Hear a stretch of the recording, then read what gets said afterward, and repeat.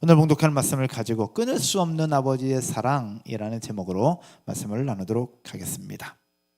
빛의 마술사라 불리는 화가가 있습니다. 바로크 시대의 거장이었고요, 네덜란드의 황금 시대를 열었던 화가였습니다. 그의 이름은 렘브란트입니다. 렘브란트라는 화가는 1606년 네덜란드 레이던에서 풍차 방앗간집의 9번째 아들로 태어납니다. 그런데 어릴 적부터 천재적인 재능을 가졌던 그가 20대가 되었을 때에 이미 최고의 화가 반열에 올랐고요, 그러다 보니까 이미 부와 명성과 재물과 모든 것을 다 누리게 되었습니다. 게다가 명문가의 미녀였던 사스키아와 결혼을 하면서 부와 명예, 모든 것들을 다 가진 20대의 모습을 갖게 되었습니다. 젊은 시절 마치 세상을 다 가진 듯이 사치스럽고 방탕한 삶을 살았던 사람 렘브란트. 하지만 자신의 작품이 스캔들에 휘말리면서 화가로서의 명성이 몰락하고 결국 가지고 있었던 모든 재산도 파산하면서 결국 인생의 몰락을 맞이하게 됩니다. 그런데 엎친 데 덮친 격으로 1636년 첫째 아이가 세상을 떠납니다. 1638년 2년 뒤죠, 둘째 아이도 세상을 떠나고요, 다시 2년 뒤에 셋째 아이도 세상을 떠납니다. 그리고 1642년 아내 사스키아마저 세상을 떠납니다. 불과 6, 7년 사이에 굉장히 많은 아픔과 고통들이 휘몰아쳐 왔습니다. 결국 그는 외롭고 비참하게 살다가 1669년에 굶어서 죽었다고 기록하고 있습니다.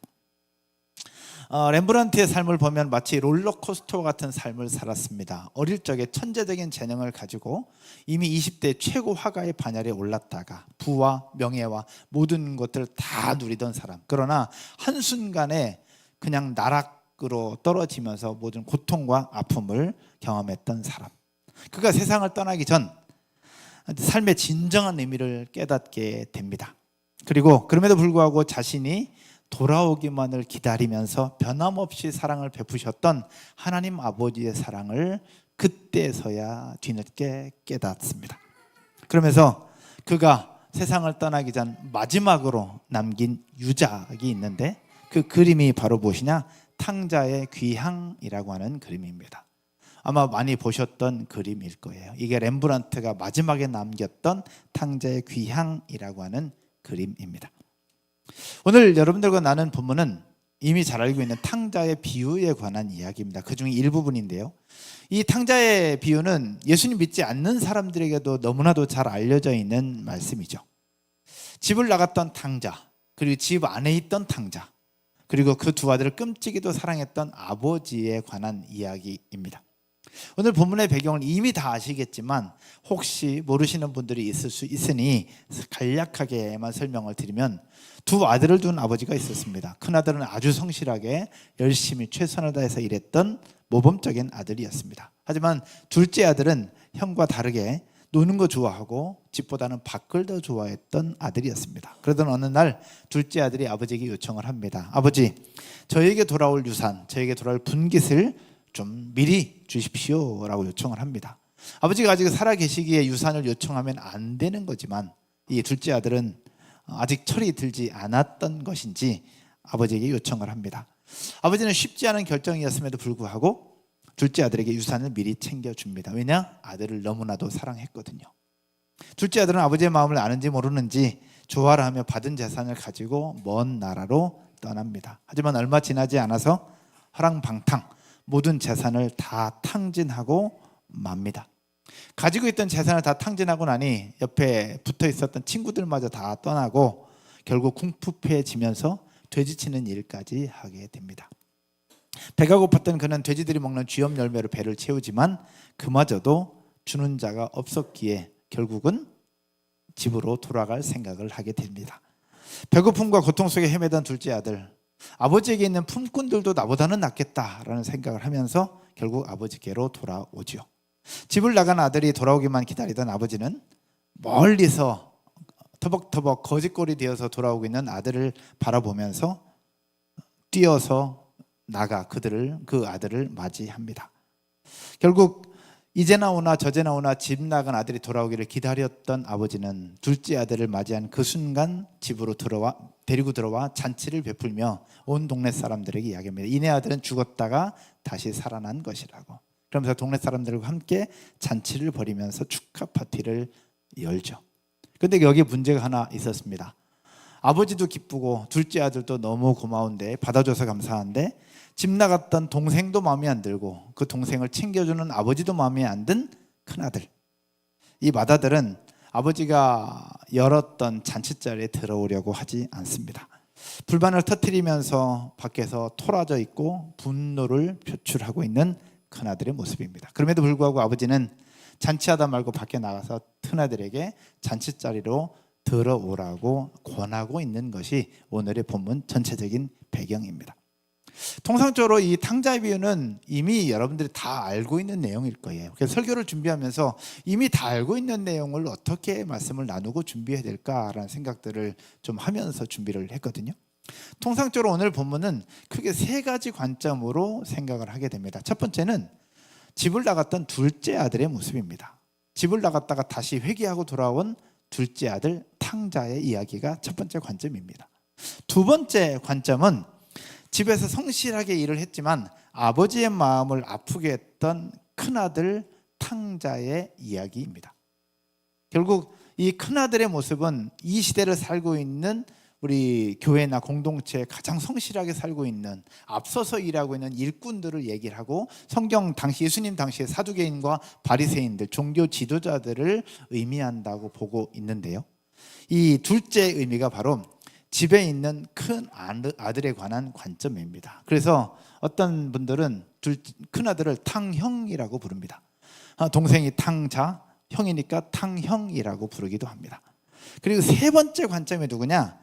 이러한 두 아들을 극진히 사랑했던 아버지의 모습입니다. 팀 켈러 목사님은 자신의 책 마르지 않는 사랑의 셈이라는 책을 썼는데, 다시 개정판이 나오면서 자신의 책의 이름을 이렇게 적습니다.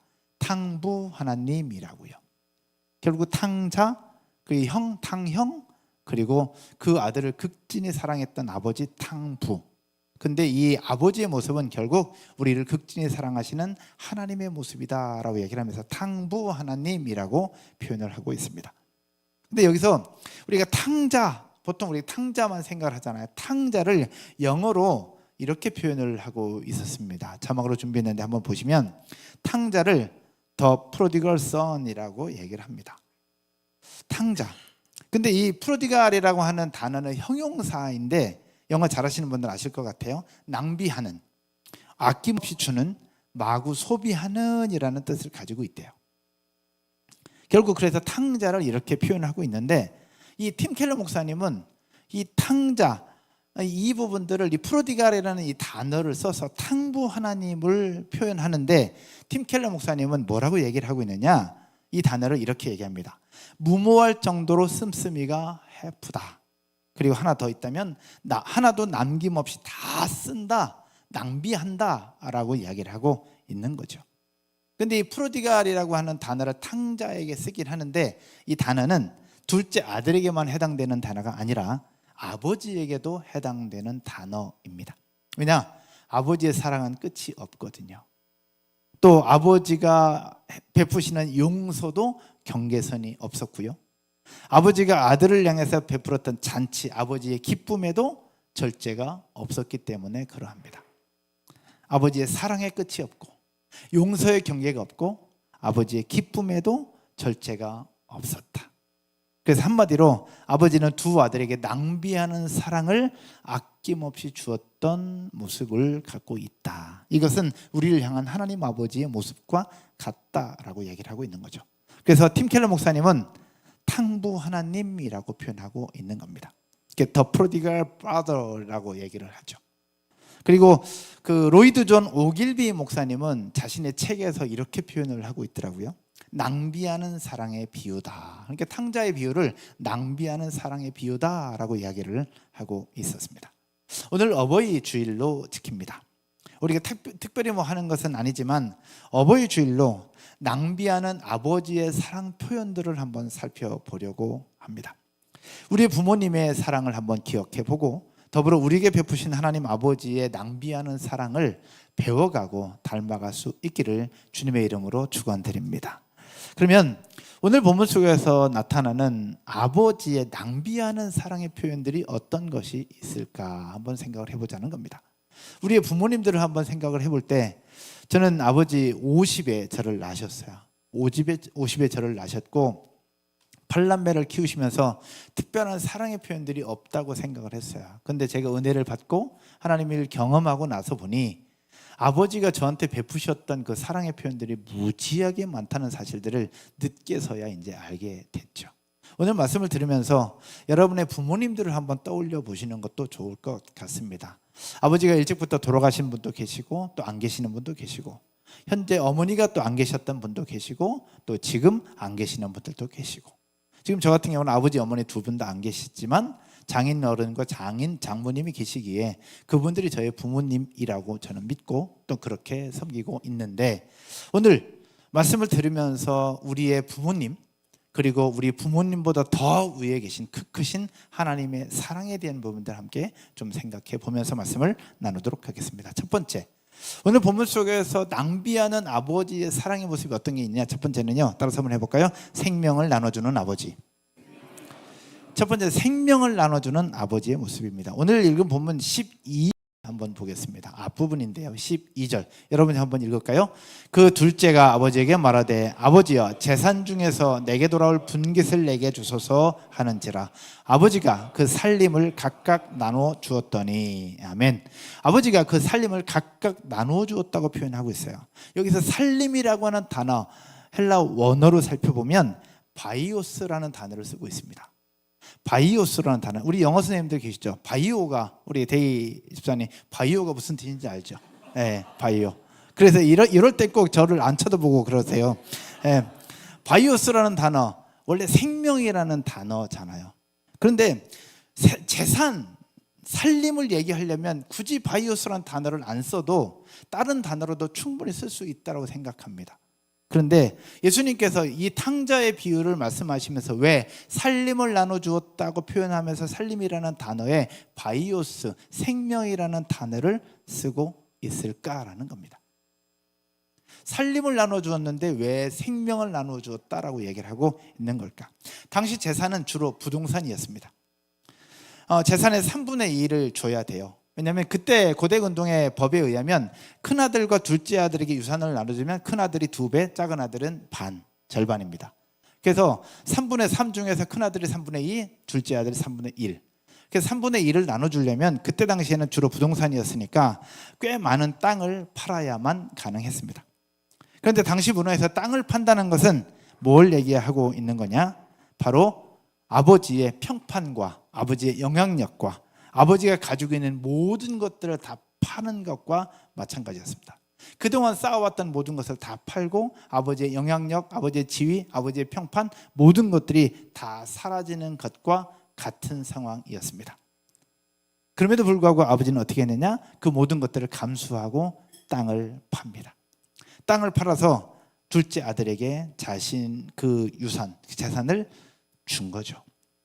그러니까 아버지가 아직 살아계시는데 재산을 달라고 하는 것은 무엇이냐? 아버지의 목숨, 곧 아버지의 생명을 찢어달라고 하는 것과 같았어요. 정상적인 친구라면 그렇게 얘기할 수가 없죠. 근데 둘째 아들이니까 그렇게 했던 것 같고, 둘째 아들을 너무나도 사랑했던 아버지였기에 그럼에도 불구하고 땅을 팔아 자신의 생명과도 같은 그 재산을 나눠 주었던 겁니다. 중동의 눈으로 본 예수님의 비유라는 책이 있습니다. 중동의 눈으로 본 예수님 비유라는 책을 썼던 케네스 베일리라는 사람이 이 탕자의 비유에서 땅을 팔아주는 것을 이렇게 설명을 하고 있더라고요. 한번 보면, 내가 알기로 고대로부터 현대에 이르기까지 중동의 모든 문헌에는 아버지가 건강하게 살아계신데도 아버지에게 유산을 나누어 달라고 요구하는 아들에 관한 예는 이 비유를 제외하고는 한 곳도 없다라고요. 결국 아버지가 살아계시는데 유산을 나눠주는 것은 없다는 겁니다. 고대 근동의 모습 속에서. 케네스 베일리가 이렇게 얘기를 하고 있는 거예요. 있을 수 없었던 아들의 요구였습니다. 그런데 있을 수 없는 아들의 요구에 아버지는 있을 수 없는 그 일을 행하십니다. 그 어려운 일을 아버지가 하셨던 거죠. 무엇을 얘기하고 있느냐? 아들을 향한 아버지의 무한한 사랑입니다. 어쩌면 해주지 않아도 되는 그 일을 하는 것. 그래서 이 아버지의 모습을 낭비하는 아버지의 사랑이라고 얘기를 하고 있는 거죠. 두 번째, 아버지의 낭비하는 사랑의 표현이 어떤 부분이 있냐? 두 번째는 따라서 한번 해볼까요? 냉대를 환대로 바꾸시는 아버지. 냉대를 환대로 바꾸시는 아버지의 모습을 이야기를 하고 있습니다. 집에 돌아오기로 마음먹었던 둘째 아들에게 걱정거리가 하나 있었습니다. 어떤 걱정거리가 있었느냐? 과연 내가 집에 돌아갔을 때 아버지는 나를 받아주실 수 있을까? 아버지의 종들보다 나보다 아버지 종들이 더 나을 것 같은데 아버지는 나를 받아주실까? 아니 우리 형은 나를 과연 받아주실까? 그 걱정을 했을까요? 안 했을까요? 했겠죠. 당연히 했겠죠. 근데 둘째 아들에게 이 아버지와 형 말고 또 고민이 있었어요. 이 고민은 뭐냐면 마을 사람들이 나를 받아줄까라는 것이었습니다. 왜냐하면 그때 동네에는 다 알잖아요. 우리가 컸던 동네, 요즘엔 아파트 시대니까 내가 있든 없든 뭐 옆 사람 잘 모르죠. 뭐 이사를 갔어도 잤는지도 잘 모르겠고 아랫집 윗집 잘 모르는 경우들이 있어요. 특별한 경우 아니면. 근데 동네에서는 무슨 일이 있으면 다 알잖아요. 누가 결혼을 했니, 아기를 낳니, 나갔니, 들어왔니, 뭐 했니, 모든 것들을 동네 사람들과 다 공유를 한단 말이죠. 이때에도 그렇게 공유하는 시대였어요. 그러다 보니까 탕자 마음속에 내가 갔을 경우에 동네 사람들이 나를 받아줄까? 나를 용납해 줄까라는 고민을 갖고 있었을 거예요. 그런데 그 고민이 더 구체화될 수밖에 없었던 이유는 그때 당시에 캐차차 의식이라는 게 있었어요. 캐차차 의식이라는 게 과연 뭐냐? 고대 근동에 있었던 의식인데 자식이 부모의 유산을 가지고 외지에 나가서 탕진하고 돌아왔을 경우에 그 마을의 규정상 어떤 부분이 있었냐면 마을 공동체는 아무개가 그의 기업에서 끊어졌다라고 선언하면서 온갖 조롱과 멸시를 하고 그를 받아들이지 않으며 쫓아버리는 의식, 이게 캐차차 의식이었어요. 결국 자녀가 아버지 유산을 가지고 다른 데로 가서 다 탕진하고 돌아왔을 경우에 그 마을 안으로 들어오지 못하는 거예요. 들어왔을 경우에는 냉대와 멸시와 조롱을 받으면서 다시 쫓겨나는 그런 의식이 바로 캐차차 의식인데 그때 당시에 있었다는 겁니다. 그러면 탕자는 아버지 집에 들어가기도 전에 마을 어귀에서 사람들에게 냉대를 당하고 이미 매질당하고 쫓겨날 판이었다는 겁니다. 그러니까 집에 돌아오고 싶어도 돌아오기가 쉽지 않은 그런 상황이었던 거죠. 그런데 아버지의 모습이 어떠했어요? 아버지는 이제 나오나 저제 오나 문 앞에서 아들이 돌아오기를 기다리고 있었어요. 성경엔 얘기합니다. 아직도 거리가 먼데 아버지가 달려나갔다고. 결국 아버지는 이 캐차차 의식을 알고 계셨던 거죠. 그래서 둘째 아들이 집으로 돌아왔을 경우에 동네 사람들로부터 받을 멸시와 수모와 냉대 그런 것들로부터 아들을 보호하셨던 겁니다. 그래서 동네 사람들이 둘째 아들을 보기 전에 아버지가 먼저 보고 먼저 달려가서 아들을 보호하면서 앞서 달려나갔던 거예요. 이게 아버지의 모습입니다. 이것은 무엇을 얘기하는 거냐? 아들이 받아야 될 수치, 아들이 받아야 될 냉대, 아들이 당해야 될 그 아픔들을 아버지가 대신 받으면서 결국 아들을 보호하셨던 그 모습입니다. 결국 아들이 받아야 될 냉대를 환대로 바꾸셨던 아버지의 사랑이었죠. 아버지한테 못된 짓을 했고 해서는 안 될 일을 했기 때문에 외면할 수 있는 부분이었습니다. 그러나 아버지는 그럼에도 불구하고 아들을 기다리면서 아들을 먼저 받아들이면서 그를 냉대로부터 바꾸셔서 환대를 얻도록 그리고 온 동네 잔치를 열어서 환영식으로 바꿔주셨던 겁니다. 이내 아들은 죽었다가 다시 살아난 것이다 라고요. 그래서 이 아버지의 사랑을 낭비하는 사랑이라고 표현하고 있는 겁니다. 어매불망 아들이 돌아오기만 기다렸던 아버지, 혹여나 동네 사람들이 멸시와 질타를 받을까 싶어 직접 달려가셨던 아버지, 이런 아버지의 행동은 무엇과 닮았느냐? 결국 이 땅에 오셔서 우리 죄를 대신 지신 예수 그리스도의 모습과 닮아 있습니다.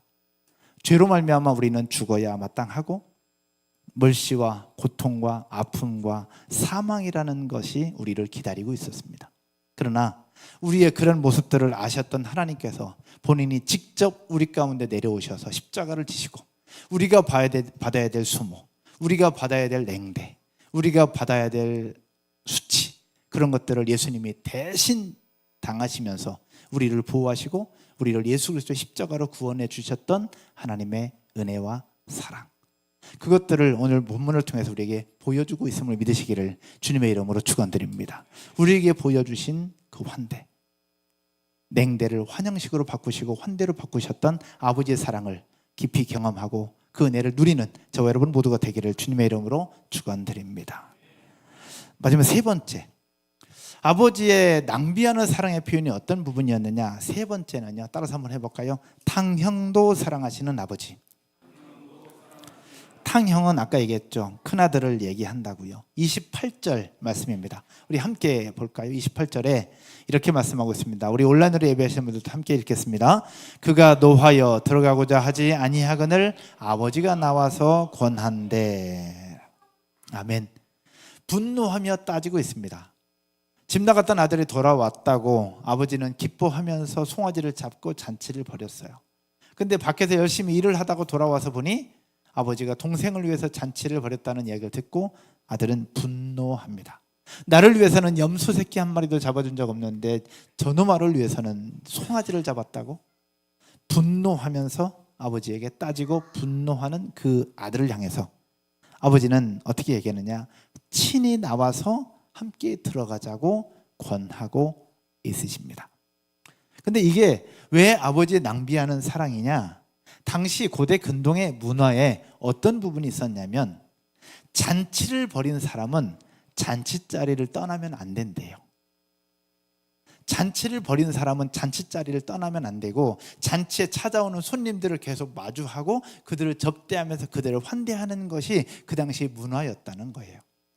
근데 지금 아버지는 밖에서 분노하면서 잔치자리에 들어오지 않으려고 하는 그 형을 설득하기 위해서 잔치자리를 떠나서 밖으로 나가는 거예요. 밖으로 나가면 누가 욕먹겠어요? 형이 욕먹겠어요? 아버지가 욕먹겠어요?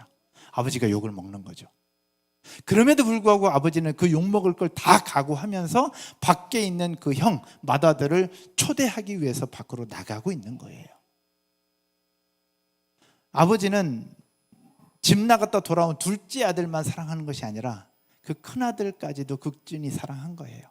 둘째 아들이 받아야 될 냉대와 수치를 대신해서 본인이 직접 달려나가면서 그 나이 드신 분이 뛰어나가는 그 속에 둘째 아들을 향한 사랑의 표현이 있었다고 한다면 큰아들을 향한 아버지의 사랑의 표현은 이것이었습니다. 잔치자리에서 벗어나면 안 되는 그 사람이 결국 큰아들을 용서하고 받아들이고 그 집안의 가족 잔치에 함께 할 수 있도록 큰아들을 설득하기 위해서 본인이 모든 수치와 조롱과 욕먹을 거 각오하고 그렇게 큰아들을 데리러 나갔던 거죠. 그래서 이렇게 얘기합니다. 오늘 보면 31절과 32절 말씀 함께 한번 보겠습니다. 같이요. 아버지가 이르되 예 너는 항상 나와 함께 있으니 내 것이 다 내 것이로되 이내 동생은 죽었다가 살아났으며 내가 잃었다가 얻었기로 우리가 즐거워하고 기뻐하는 것이 마땅하다 하니라. 아멘. 여러분, 큰아들을 잔치자리에 초대하는 것, 큰아들들을 향한 아버지의 사랑이었습니다. 단순한 사랑이 아니라 본인의 모든 수치와 욕먹을 것 각오하고 큰아들을 데리러 나가는 아버지의 모습입니다. 가장 기쁘고 행복해야 될 그 순간이었습니다.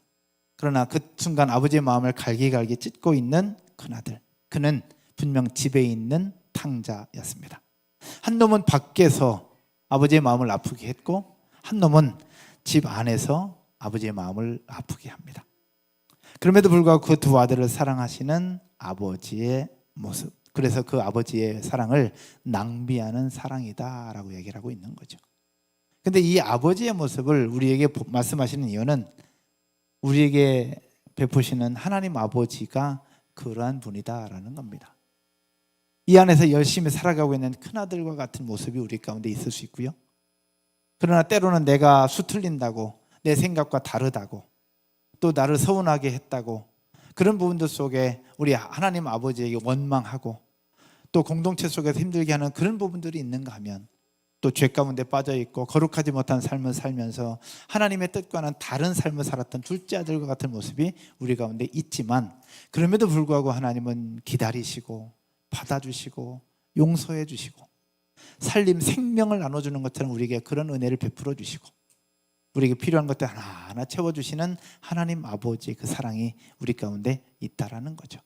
우리가 그 사랑을 몰라도, 알아주지 못해도 하나님은 변함없이 우리를 사랑하시며 우리에게 구원의 은혜를 베푸시는 그 하나님 아버지의 사랑. 그래서 팀 켈러 목사님이 낭비하는 하나님의 사랑, 탕부 하나님이라고 표현하고 있었습니다.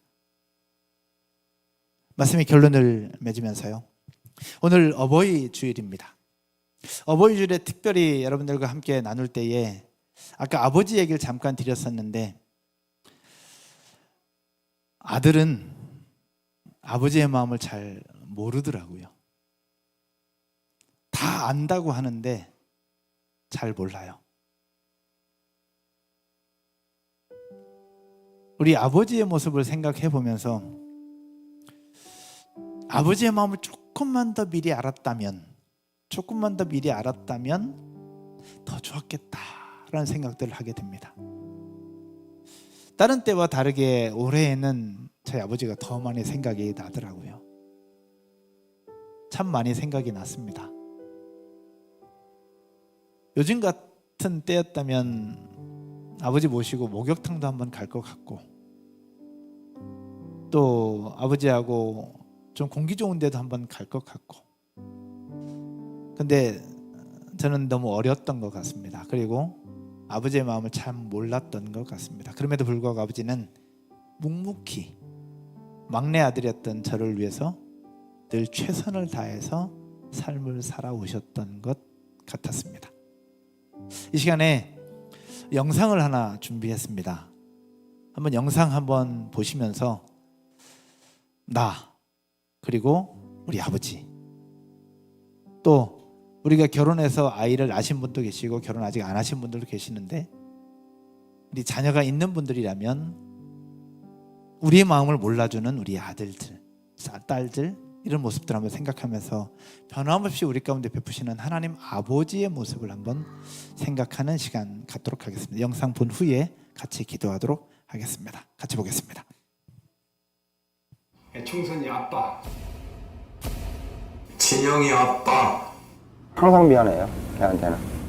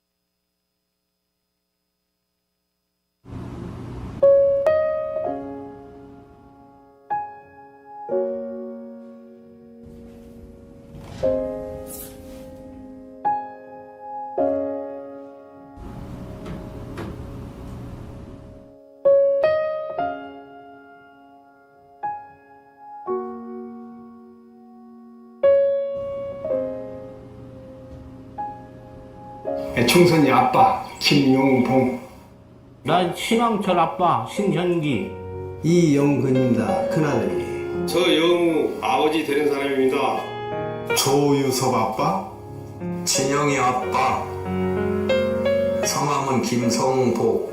생각나지요. 그 아들 딸만 낳다가 아들 가졌는데 요번에도 딸이 못 갈까 했는데 네 엄마, 아빠, 동생한테 신경 써주고 고맙고. 부모로서 이렇게 뭔가를 충분하게 해줘야 되는데 그런 것도 못 해주고 그래서 참 마음이 아픕니다.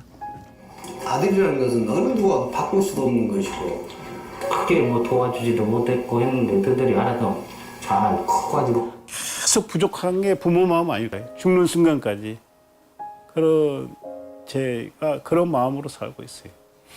계속 부족한 거예요. 너무 엄하게 했던 게 그게 좀 미안하다. 미안해.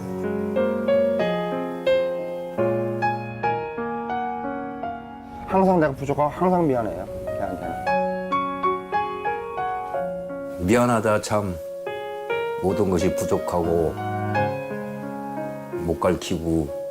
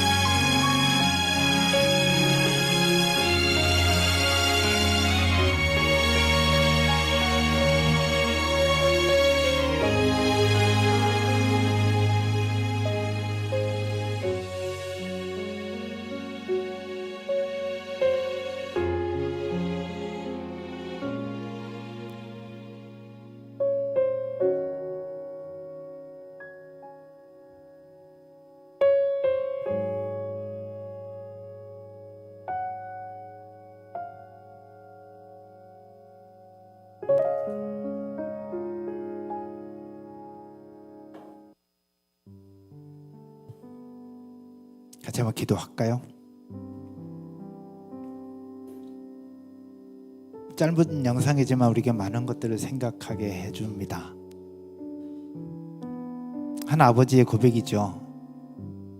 해줘도 해줘도 부족한 것 같다고, 늘 미안하다고. 그게 아버지의 사랑인 것 같습니다. 오늘 본문 속에 집 나갔던 탕자, 집 안에 있던 탕자, 그럼에도 불구하고 자신이 모든 수치와 아픔을 당하면서까지도 그들을 사랑하셨던 아버지의 모습, 낭비하는 사랑이라고 표현하고 있는데요, 하나님 아버지의 모습입니다. 그런데 가까이는 우리 부모님의 모습이기도 합니다.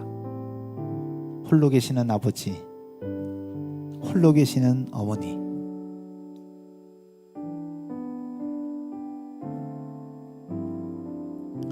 두 분 다 안 계시니 저한테는 더 많은 생각들을 하게 되더라고요.